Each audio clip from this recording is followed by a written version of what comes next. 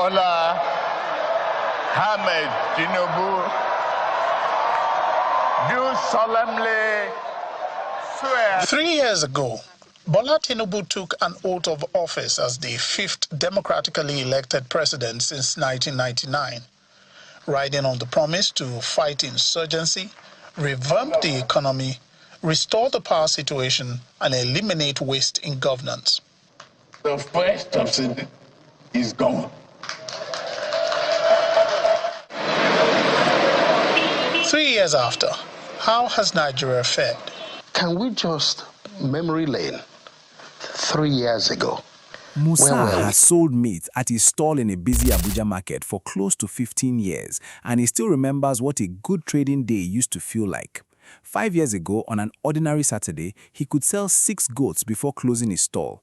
These days, on a good week, he's lucky to sell 2, sometimes just 1, because the customers who used to buy in bulk now buy small pieces or skip meat entirely and stretch their soup with vegetables instead.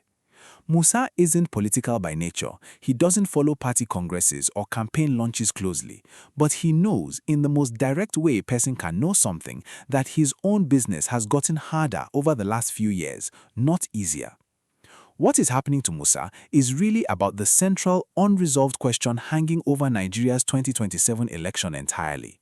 President Bola Tinubu enters this race with more institutional advantages than almost any incumbent in Nigeria's recent history, and yet, by his own government's economic record, millions of ordinary Nigerians like Musa are measurably struggling more than they were when he took office. So here's the question this documentary is going to answer. If Tinubu holds nearly every structural advantage a Nigerian president could ask for heading into an election, why are serious political analysts still saying this race is genuinely harder for him to win than it looks on paper? Before we go deeper, I just want to say thank you.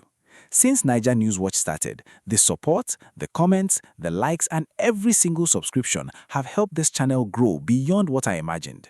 If you've been enjoying these in-depth political breakdowns and you want to see more videos like this, the best way to support the channel is by subscribing. It really motivates me to keep researching, digging deeper, and bringing you clear, fact-based analysis. Now, let's get into the story, because what happens next changes everything. Let's catch you up, plain and simple. Official campaigning for Nigeria's January 16, 2027 presidential election began on August 19, 2026, with President Tinubu, Peter Obi, and Atiku Abubakar all formally entering the field. Tinubu was declared the APC's sole endorsed candidate months earlier at a party summit marking the second anniversary of his presidency, where the party's national chairman affirmed him as the ruling party's unquestioned choice for a second term. Who triggered the central debate now defining this race? Largely, Tinubu's own record did. Since taking office in May 2023, he moved faster on economic reform than almost any Nigerian president in recent history, scrapping the decades-old fuel subsidy almost immediately and devaluing the naira twice.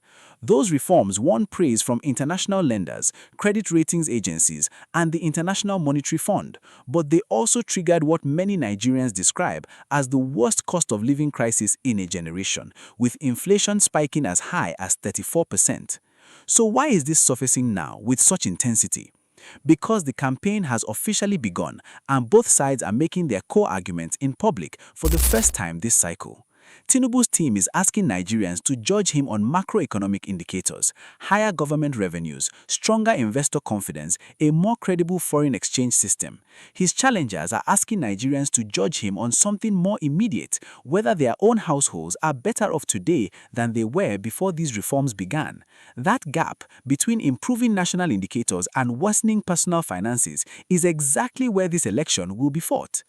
Now let's look at the actual structure shaping this contest. Nigeria's constitution limits presidents to 2 4-year terms, and Tinubu, having won his first term in February 2023 in a result his rivals unsuccessfully challenged in court, is constitutionally eligible for 1 more. INEC governs the electoral process itself, while the APC, as the governing party, controls the presidency, a majority in the National Assembly, and, as covered in earlier NaijaNewsWatch documentaries, every governorship across the Northwest, along with a majority of governorships nationwide. That institutional weight matters enormously in practice. A ruling party with this much control over state and federal machinery has structural advantages no opposition candidate can easily replicate. Access to government resources, established local political networks in most states, and the kind of party discipline that comes with over a decade in power since 2015. The APC's own grassroots machinery, built and refined over a decade in power since 2015, remains the most extensive political organization in the country. And perhaps most importantly for Tinubu specifically, the opposition remains genuinely fragmented, split as covered in this channel's earlier documentary between the ADC and the newer NDC, with analysts explicitly noting that a divided opposition vote worked in Tinubu's favor in 2023 and could very plausibly do so again if his rivals fail to unite behind one candidate. Now, here's the tension point that reframes everything, and it's the single most important number in this entire story. According to Nigeria-based risk advisory firm SBM Intelligence's own voter tracking, close to 80% of Nigerians currently say the country is headed in the wrong direction, with 45% citing economic hardship and insecurity as their top concern. A partner at that firm has bluntly argued that the underlying data currently favors Tinubu's opponents and that low voter turnout may be the ruling party's most realistic path back to victory, not necessarily persuading skeptical voters, but simply outlasting their willingness to show up. Who benefits from the current situation and who's threatened by it? Tinubu benefits for now from exactly the incumbency and opposition fragmentation advantages just described, but he is also the one whose name is now permanently attached to the reforms voters blame for the cost of living crisis, a genuine two-edged sword since the same subsidy removal and currency devaluation that international lenders and the IMF have praised are the specific policies most frequently cited by ordinary Nigerians as the source of their hardship. His challengers, Atiku Abubakar and Peter Obi, benefit from a genuinely receptive electorate primed for change, but are structurally weakened by their own fragmentation into competing parties, exactly the dynamic this channel broke down in detail in our video on the northern opposition split. The regional and demographic picture here matters too. Economic hardship cuts across every part of Nigeria, which analysts describe as one of the few issues capable of uniting concerns across the country's different regions and religious lines, unlike security crises, which tend to hit different zones unevenly. Jihadist violence concentrated in the northeast, banditry spreading across the northwest and central Nigeria, along with intensifying conflict in Borno State, the historical epicenter of the jihadist insurgency. Now, the silent players actually shaping this contest. World Bank data showing over 60% of Nigerians now living below the poverty line, up sharply from around 40% in 2019, represents a slow-moving crisis that predates Tinubu but has continued largely unaddressed on his watch, and it functions as a silent backdrop against which every campaign promise gets measured by ordinary voters. Political analysts and civil society voices, including groups like the Arewa Consultative Forum, have separately and publicly criticized the administration for prioritizing early campaign activity, defections, and political maneuvering over addressing the country's security crisis directly, a criticism that, if resonates broadly, could complicate Tinubu's efforts to campaign primarily on economic reform while security concerns simmer largely unresolved in the background. And Buhari's own economic legacy, which Tinubu inherited, is a quieter factor too. Tinubu will be judged not only on his own record, but whether he's meaningfully improved on the interventionist policies, currency controls, and costly subsidy arrangements he inherited from his predecessor, whose government he helped bring to power in the first place. The timeline of moves and counter-moves has been building for months. The APC formally endorsed Tinubu as its sole candidate in mid-2025, while simultaneously absorbing opposition defectors and consolidating governorship across the north. Nigeria's opposition splintered into the ADC and NDC through early to mid-2026, weakening its ability to present a single unified challenge. Campaigning officially opened on August 19, 2026, with all major candidates immediately staking out their core arguments: Tinubu on macroeconomic reform and stability, his rivals on lived economic hardship and insecurity. And SBM's voter tracking data, released right as campaigning began, has already handed the opposition its most quotable talking point of the entire race so far: nearly 80% of Nigerians believing the country is on the wrong track. Let's bring this back to Musa, still running his meat stall in Abuja. everything we've just laid out, the reform record, the poverty statistics, the security data, lands on Musa as a very simple daily reality. Fewer goods sold, thinner margins, and customers who now measure spending more carefully than they did 5 years ago.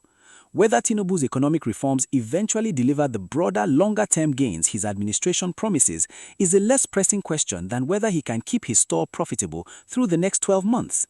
The economic consequences ripple across every small business like his, traders, transporters, and service providers who don't experience improving macroeconomic indicators directly, only the day-to-day arithmetic of fewer customers and tighter margins. And there's a real balance of power dimension too. With the APC now dominant at both federal and most state levels, the traditional check of opposition-controlled states pushing back against federal economic policy is weaker than at almost any point in Nigeria's recent democratic history, concentrating both the credit and the blame for these economic outcomes squarely on one governing coalition. Let's steel man Tinubu's case honestly before pressing further, because his administration's argument deserves fair treatment. The strongest version of the government's position is this: Nigeria's economy was, by multiple accounts, in serious long-term trouble before Tinubu took office, burdened by an unsustainable fuel subsidy that cost billions of dollars annually, a distorted multiple exchange rate system that scared away serious investment, and years of interventionist policy under his predecessor that delayed painful but necessary corrections.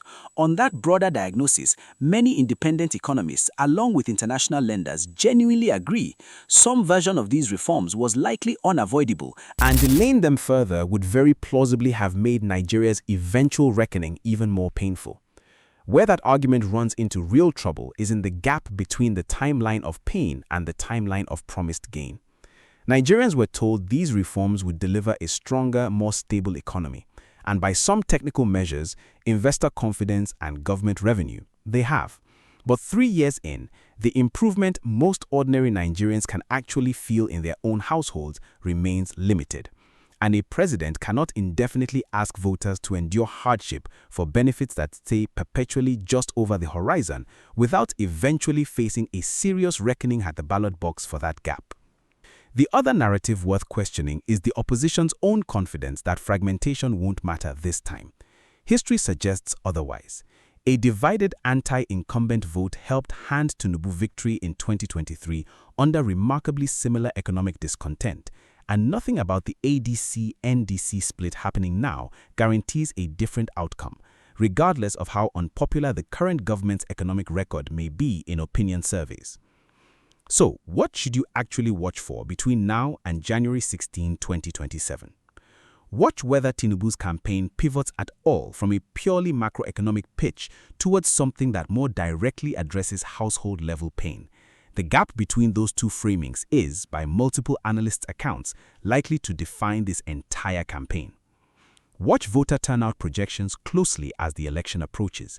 If analysts are right that low turnout favors the incumbent, then any sign of unusually high youth or opposition-aligned voter mobilization would be a genuine signal that this race is tightening beyond what structural advantages suggest. Watch whether the ADC and NDC show any sign of consolidating behind a single candidate before January. A real merger or alliance between Atiku's and Obi's camps would fundamentally change the odds described by analysts today, while continued fragmentation would strongly reinforce them. Best case for Tinubu, economic indicators continue improving fast enough and visibly enough that ordinary Nigerians start to feel the difference before votes are cast, while the opposition remains divided. Worst case for Tinubu, cost of living pain remains the dominant daily reality for most voters right through election day, security conditions fail to meaningfully improve, and either a late opposition consolidation or an unexpected surge in youth turnout overcomes the structural advantages that currently favor him. Now, if what I just laid out surprises you, drop a comment below. I want to know your take before we get to the part that changes the whole picture. Let's go back to Musa. Still weighing goats at his Abuja stall, still doing the daily arithmetic that no macroeconomic briefing fully captures. Nothing about his situation is unique to him. It is the lived, granular version of the exact tension defining this entire election.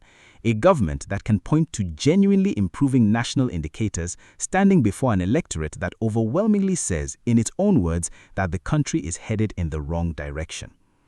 So, here's the answer to the question we opened with. Tinubu's 2027 re-election looks harder than his structural advantages suggest because incumbency, party machinery, and a divided opposition can win elections against weak challenges, but they cannot, on their own, erase what nearly 80% of Nigerians currently say they feel about the direction of their own country. Whether the opposition can convert that widespread frustration into actual votes rather than splitting it across competing parties the way it did in 2023 remains the single biggest open question left in this race. For Musa and millions of Nigerians like him, this election will ultimately be decided by something no campaign strategist can fully manufacture, whether life in some tangible way starts to feel different before January 16, 2027 arrives. So, tell me, do you think Tinubu's structural advantages will be enough to overcome this level of public dissatisfaction, or is 2027 more competitive than it currently looks? Let me know in the comments. Before you go, I just want to sincerely thank you for spending your time with NaijaNewsWatch today. Your support means more than you probably realize.